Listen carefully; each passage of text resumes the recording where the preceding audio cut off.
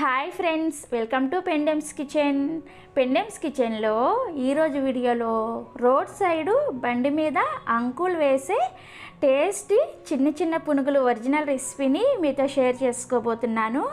And అలానే ఈ పునుగులకి కాంబినేషన్గా రోడ్ సైడు బండి మీద చేసే టమోటా చట్నీ రెసిపీని కూడా చూపించబోతున్నాను.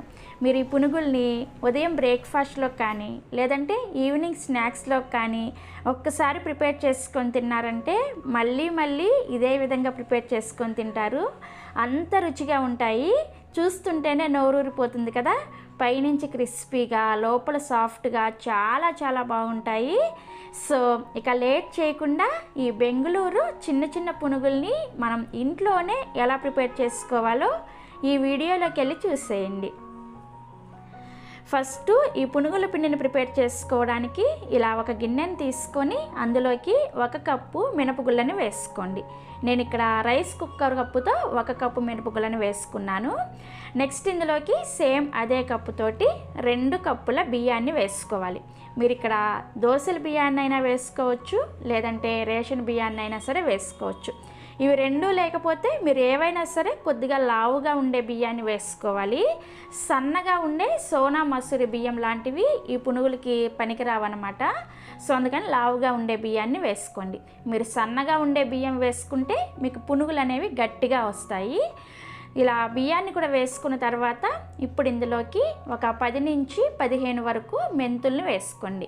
మెంతుల్ని ఇంతకన్నా ఎక్కువగా వేసుకోవద్దు, జస్ట్ ఇలా కొద్దిగా వేసుకొని ఇప్పుడు ఇందులో నీళ్ళని పోసుకొని వీటిని శుభ్రంగా 2-3 సార్లు నీళ్ళతో కడగండి.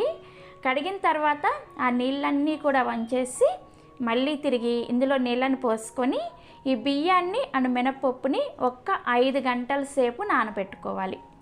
సో నేను ఇక్కడ 5 గంటల సేపు నానబెట్టిన తర్వాత మీకు చూపిస్తున్నాను. చూసారా, మనకి బియ్యం ఇంకా మినపప్పు చక్కగా నానిపోయాయి. ఇప్పుడు ఇందులో ఉన్న ఎక్స్ట్రా నీళ్ళన్నీ కూడా తీసేసి ఇలా ఒక మిక్సీ జారుని తీసుకొని అందులోకి ఈ బియ్యాన్ని అండ్ మినపప్పును వేసుకోండి. వేసుకున్న తర్వాత ఇందులోకి ఈ బియ్యం అండ్ మినపప్పు మునిగే వరకు మాత్రమే నీళ్ళని పోసుకోవాలి. మీరు ఇంతకన్నా ఎక్కువ నీళ్ళని పోసుకొని వీటిని గ్రైండ్ చేసుకున్నారంటే మీకు పిండి అనేది లూజ్గా అయిపోతుంది. అప్పుడు నేను చూపించబోయే విధంగా మీకు పునుగుల షేప్ అనేది సరిగా రావన్నమాట. సో అందుకని జస్ట్ ఇవి మునిగే వరకు మాత్రమే నీళ్ళని పోసుకొని ఈ పిండిని బాగా మెత్తగా గ్రైండ్ చేసుకోవాలి. సో నేను ఇక్కడ గ్రైండ్ చేసిన తర్వాత మీకు చూపిస్తున్నాను. చూసారా, మనం ఇలా కొద్దిగా పిండిని తీసుకొని చేత్తో ఈ విధంగా చెక్ చేసుకున్నామంటే మనకి పిండి అనేది ఎక్కడ బరక లేకుండా బాగా మెత్తగా ఉండాలన్నమాట. అండ్ అలానే మనకి పిండి కన్సిస్టెన్సీ కూడా చూసారా, నేను చెప్పినట్టుగా వాటర్ని వేసుకుంటే మీకు పిండి కన్సిస్టెన్సీ అనేది ఈ విధంగా వస్తుంది. ఇలా ఉంటేనే మనకి పిండి అనేది పర్ఫెక్ట్గా రెడీ అయినట్లు అర్థం. సో ఇలా గ్రైండ్ చేసుకున్న పిండిని ఒక గిన్నెలోకి వేసుకోండి. వేసుకొని ఈ పిండి మీద మూత పెట్టేసి ఈ పిండిని కనీసం ఒక 8 గంటల సేపు పులియబెట్టుకోవాలి. మీరు రేపు ఉదయం బ్రేక్ఫాస్ట్లోకి ఈ పునుగులు వేసుకోవాలంటే ముందు రోజు నైట్ గ్రైండ్ చేసేసుకొని చక్కగా నెక్స్ట్ డే ఉదయాన్నే పునుగులు వేసుకోవచ్చు. సో నేను కూడా ఇక్కడ ముందు రోజు నైటే గ్రైండ్ చేసుకొని నెక్స్ట్ డే ఉదయాన్నే మీకు చూపిస్తున్నాను. చూసారా, మనకి పిండి చక్కగా పులిసింది. ఇప్పుడు ఈ పిండిని ఒకసారి గరిటెతో కలుపుకొని ఇప్పుడు ఇందులోకి ఒక 4 టేబుల్ స్పూన్ల మైదా పిండిని వేసుకోండి. మీరు కావాలంటే గోధుమ పిండిని కూడా వేసుకోవచ్చు. కాకపోతే మనకి రోడ్ సైడు బండి మీద చేసే పునుగుల్లో ఇలా మైదా పిండిని వేసే కలుపుతారనమాట. సో నేను ఇక్కడ ఒరిజినల్ రెసిపీని మీకు చూపిస్తున్నాను కాబట్టి నేను ఇక్కడ మైదా పిండినే వేసుకున్నాను. ఇలా 4 టేబుల్ స్పూన్ల మైదా పిండిని వేసుకున్న తర్వాత ఇందులోకి ఈ పునుగులు పైనుంచి బాగా క్రిస్పీగా రావడం కోసం 2 టేబుల్ స్పూన్ల బియ్యం పిండిని వేసుకోండి. నేను ఇక్కడ నార్మల్గా మనకి సూపర్ మార్కెట్స్లో ప్యాకెట్స్లో బియ్యం పిండి అమ్ముతారు కదా, ఆ బియ్యం పిండినే వేసుకున్నాను. మీరు కావాలంటే ఇంట్లో ప్రిపేర్ చేసుకున్న బియ్యం పిండినైనా సరే వేసుకోవచ్చు. తర్వాత ఇందులోకి మీ రుచికి సరిపడా ఉప్పును కూడా వేసుకోండి. నెక్స్ట్ ఇందులోకి 1 టేబుల్ స్పూన్ జీలకర్రను కూడా వేసుకోండి. అలాగే ఈ పునుగులు మంచి కలర్లో రావడం కోసం ఇందులో 1 పావు టీ స్పూన్ పసుపును కూడా వేసుకోవాలి. ఇలా పసుపును కూడా వేసుకున్న తర్వాత నెక్స్ట్ ఒక పావు టీ స్పూన్ వంట సోడాని వేసుకోండి. ఇలా కొద్దిగా వంట సోడాని వేసుకోవడం వలన మనకి పునుగులు చక్కగా పొంగుతాయి. అండ్ వంట సోడాని మరీ ఎక్కువగా వేసుకోవద్దు. ఒకవేళ ఎక్కువైందనుకోండి మీకు పునుగులు నూనెలో వేసిన తర్వాత నూనెని ఎక్కువగా పీల్చేస్తాయి అన్నమాట. అదే మీరు తక్కువగా వేసుకున్నారంటే పునుగులు కొంచెం గట్టిగా వస్తాయన్నమాట. కాబట్టి నేను ఇక్కడ చూపించిన క్వాంటిటీకి పావు టీ స్పూన్ వంట సోడా అనేది కరెక్ట్గా సరిపోతుంది. తర్వాత ఇందులోనే 2 టీ స్పూన్ల పెరుగును కూడా వేసుకోండి. పెరుగు అనేది పూర్తిగా ఆప్షనల్, మీరు కావాలంటే వేసుకోండి, లేకపోతే పెరుగుని స్కిప్ చేసినా కానీ నో ప్రాబ్లం. ఇలా కొద్దిగా పెరుగును వేసుకోవడం వలన మనం తినేటప్పుడు పునుగుల టేస్ట్ అనేది చాలా చాలా బాగుంటుంది. అండ్ అలానే పునుగులు కూడా మనకి మంచి కలర్లో వస్తాయి అన్నమాట. ఇలా అన్నీ వేసుకున్న తర్వాత ఇవన్నీ కూడా పిండిలో చక్కగా కలిసేటట్లుగా కలుపుకోవాలి. చేత్తో కలుపుకుంటేనే మీకు ఇవన్నీ కూడా చక్కగా పిండిలో కలుస్తాయి అన్నమాట. అండ్ ఇక్కడ నేను ఉల్లిపాయలు కానీ పచ్చిమిర్చి కానీ కొత్తిమీర ఇవేమీ వేసుకోలేదు. ఇవి రోడ్ సైడు బండి మీద చేసే వాటిలో జీలకర్రను మాత్రమే వేస్తారనమాట. సో అందుకని నేను ఇక్కడ ఏమీ వేయలేదు. మీరు కావాలంటే ఇందులోనే సన్నగా తరిగిన ఉల్లిపాయ ముక్కల్ని, అలాగే పచ్చిమిర్చి ముక్కల్ని, అలాగే అల్లం ముక్కలు కొద్దిగా, సన్నగా తరిగిన కరివేపాకు అండ్ కొత్తిమీర ఇవన్నీ కూడా వేసుకొని మీరు చక్కగా పిండిలో కలిసేటట్లుగా కూడా కలుపుకోవచ్చు. సో ఇక్కడ నేను మీకు పిండి అంతా కూడా కలిపిన తర్వాత చూపిస్తున్నాను, చూసారా? పిండి కన్సిస్టెన్సీ అనేది ఈ విధంగా ఉండాలన్నమాట. ఒకవేళ మీకు పిండి అనేది కొద్దిగా లూజ్గా అనిపిస్తే ఇందులోనే ఒక 2 టేబుల్ స్పూన్ల వరకు మైదా పిండిని కానీ లేదంటే బియ్య పిండిని కానీ వేసుకొని కలుపుకోవచ్చు. మొత్తానికి మనకి పిండి కన్సిస్టెన్సీ ఈ విధంగా ఉండాలి. ఇలా పిండి అంతా కూడా కలుపుకున్న తర్వాత ఇప్పుడు ఇందులోకి ఒక సీక్రెట్ ఇంగ్రీడియంట్ 1 టీ స్పూన్ నూనెని వేసుకోండి. ఇలా నూనెని వేసుకొని కలుపుకోవడం వలన మనకి పునుగులు చక్కగా రౌండ్గా వస్తాయి. సో అందుకోసం ఇలా 1 టీ స్పూన్ నూనెని కూడా వేసుకొని ఈ నూనె కూడా పిండిలో కలిసేటట్లుగా చక్కగా కలుపుకోవాలి. ఇలా కలుపుకున్న తర్వాత దీని మీద మూత పెట్టేసి ఈ పిండిని జస్ట్ 10 నిమిషాల పాటు పక్కన పెట్టుకోండి. ఈలోపు నేను మీకు రోడ్ సైడు బండి మీద ఈ పునుగుల్లోకి ప్రిపేర్ చేసే టమోటా చట్నీ రెసిపీని చూపిస్తాను. ఈ టమోటా చట్నీని ప్రిపేర్ చేసుకోవడానికి స్టవ్ మీద ఇలా ఒక ప్యాన్ పెట్టుకొని అందులోకి 1 టేబుల్ స్పూన్ నూనెను వేసుకొని వేడి చేసుకోండి. నూనె వేడైన తర్వాత ఇందులోకి 1 టీ స్పూన్ మినపగుళ్ళని వేసుకోండి. నెక్స్ట్ ఇందులోనే 1 టీ స్పూన్ పచ్చిశనగపప్పుని అండ్ అలానే 1/2 టీ స్పూన్ ధనియాలు, 1/2 టీ స్పూన్ జీలకర్రను కూడా వేసుకోండి. ఇవన్నీ వేసుకొని వీటిని లో టు మీడియం ఫ్లేమ్లో ఒక 2 నుంచి 3 నిమిషాల పాటు చక్కగా ఇవి లైట్గా రంగు మారే వరకు వేయించుకోవాలి. సో 2 నిమిషాల తర్వాత మనకి ఇవి చక్కగా ఇలా లైట్గా రంగు మారేటప్పుడు ఇందులోకి 1 ఇంచి అల్లాన్ని ఇలా చిన్నగా ముక్కలుగా కట్ చేసుకొని వేసుకోండి. వేసుకొని ఈ అల్లాన్ని కూడా జస్ట్ 1 నిమిషం పాటు ఫ్రై చేసుకోండి. 1 నిమిషం తర్వాత ఇందులోకి 2 లేదా 3 ఎండుమిర్చిని అండ్ అలానే మీ కారానికి తగ్గట్టుగా 4 లేదా 5 పచ్చిమిర్చిని కూడా ఇలా కొద్దిగా ముక్కలుగా కట్ చేసుకొని వేసుకోండి.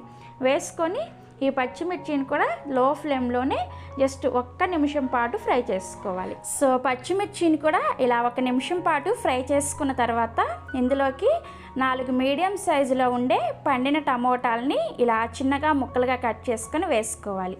వేసుకొని ఈ టమోటా ముక్కల్ని కూడా కొద్దిగా మెత్తపడే వరకు ఫ్రై చేసుకోవాలి. ఈ టమోటాలు ఫ్రై అయ్యేటప్పుడే ఇందులోకి మీ రుచికి సరిపడా ఉప్పును కూడా వేసుకోండి. అలాగే 1 చిటికెడు పసుపును కూడా వేసుకొని ఈ టమోటాలని ఫ్రై చేసుకోవాలి. సో మనకి టమోటా ముక్కలు ఇలా కొద్దిగా మెత్తబడిన తర్వాత ఇందులోకి 3 లేదా 4 పొట్టు తీసిన వెల్లుల్లి రెబ్బల్ని వేసుకోండి. అండ్ అలానే ఒక చిన్న ఉసిరికాయ సైజ్ అంతా చింతపండుని ఇలా విడివిడిగా చేసుకొని వేసుకోవాలి. చింతపండుని మరీ ఎక్కువగా వేసుకోవద్దు, ఆల్రెడీ మనకి టమోటాలు పుల్లగా ఉంటాయి కదా, కొద్దిగా వేసుకుంటే సరిపోతుంది. నెక్స్ట్ ఇందులోనే 4 లేదా 5 కొత్తిమీర కాడలతో సహా వేసుకోండి. కొత్తిమీరని ఆకులే కాకుండా ఇలా కాడలతో సహా వేసుకోవడం వల్లనే మనకి ఈ టమోటా చట్నీ అనేది చాలా అంటే చాలా రుచిగా వస్తుంది అనమాట. ఇలా కొత్తిమీర కాడలను వేసుకున్న వెంటనే దీని మీద మూత పెట్టేసి జస్ట్ 1 నిమిషం పాటు లో ఫ్లేమ్లో అలా వదిలేసేయండి. ఇలా 1 నిమిషం పాటు మూత పెట్టేసి వీటిని ఫ్రై చేసుకోవడం వలన మనకి కొత్తిమీరలో ఉన్న ఫ్లేవర్ అంతా కూడా బయటికి పోకుండా ఈ టమోటా ముక్కలకి పడుతుందన్నమాట. అప్పుడు మనకి టమోటా చట్నీ చాలా టేస్టీగా వస్తుంది. సో 1 నిమిషం తర్వాత మూత తీసేసి జస్ట్ ఒకసారి అలా కలిపేసుకొని ఇప్పుడు స్టవ్ ఆఫ్ చేసేసి ఈ మిశ్రమాన్ని పూర్తిగా చల్లారనివ్వాలి. సో ఈ మిశ్రమం పూర్తిగా చల్లారిన తర్వాత ఈ మిశ్రమాన్ని మిక్సీ జార్లోకి వేసుకొని మెత్తగా పేస్ట్ లాగా గ్రైండ్ చేసుకోండి. చట్నీని గ్రైండ్ చేసుకున్న తర్వాత స్టవ్ మీద ఇందాక మనం టమోటాలు ఫ్రై చేసుకున్న ప్యాన్నే పెట్టుకొని తాలింపు కోసం ఇందులోకి 1 టీ స్పూన్ నూనెను వేసుకొని వేడి చేసుకోండి. నూనె వేడైన తర్వాత ఇందులోకి 1/2 టీ స్పూన్ ఆవాలు, 1/2 టీ స్పూన్ మినపగుళ్ళు, 1/2 టీ స్పూన్ పచ్చిశనగపప్పు అండ్ 1/2 టీ స్పూన్ జీలకర్రను కూడా వేసుకొని వీటిని లో ఫ్లేమ్లోనే కొద్దిగా లైట్గా రంగు మారే వరకు ఫ్రై చేసుకోవాలి. ఇలా ఫ్రై చేసుకున్న తర్వాత ఇందులోనే 1 రెమ్మ కరివేపాకును కూడా వేసుకొని కరివేపాకు క్రిస్పీగా అయ్యే వరకు ఫ్రై చేసుకోవాలి. సో మనకి తాలింపు ఇలా ఫ్రై అయిన తర్వాత స్టవ్ ఆఫ్ చేసేసి మనం ముందుగా గ్రైండ్ చేసుకున్న టమోటా చట్నీని ఇందులో వేసుకొని ఈ తాలింపులో ఈ చట్నీ కలిసేటట్లుగా చక్కగా గరిటెతో కలుపుకోవాలి. ఇలా కలుపుకున్న తర్వాత దీనిపైనుంచి బాగా సన్నగా తరిగిన కొత్తిమీర ఆకులను మాత్రమే కొద్దిగా వేసుకొని జస్ట్ ఒకసారి కలిపేసుకొని సర్వింగ్ బౌల్లోకి తీసుకొని సర్వ్ చేసుకోవడమే. అంతే, మనకి బండి మీద చేసే టమోటా చట్నీ రెడీ అయిపోయింది. ఈ చట్నీ ఈ పునుగుల్లోకి చాలా అంటే చాలా రుచిగా వస్తుంది. తప్పకుండా ట్రై చేసి చూడండి. ఒక 10 నిమిషాల తర్వాత మూత తీసి చూస్తే మనకి ఈ పిండి అనేది ఇలా కొద్దిగా గట్టిపడి ఉంటుందన్నమాట. సో మనకి ఇప్పుడు పునుగులు వేసుకోవడానికి పిండి పర్ఫెక్ట్ కన్సిస్టెన్సీలో రెడీ అయిపోయింది. ఇప్పుడు ఈ పునుగులు వేసుకోవడానికి స్టవ్ మీద కడాయిని పెట్టుకొని డీప్ ఫ్రైకి సరిపడా నూనెను పోసుకొని వేడి చేసుకోండి. నూనె అనేది బాగా వేడిగా ఉండాలి. ఎప్పుడైనా సరే మనం పునుగులు వేసుకోవడానికి నూనె వేడి అనేది చాలా చాలా ఇంపార్టెంట్. సో అందుకని నూనెను బాగా వేడి చేసుకోవాలి.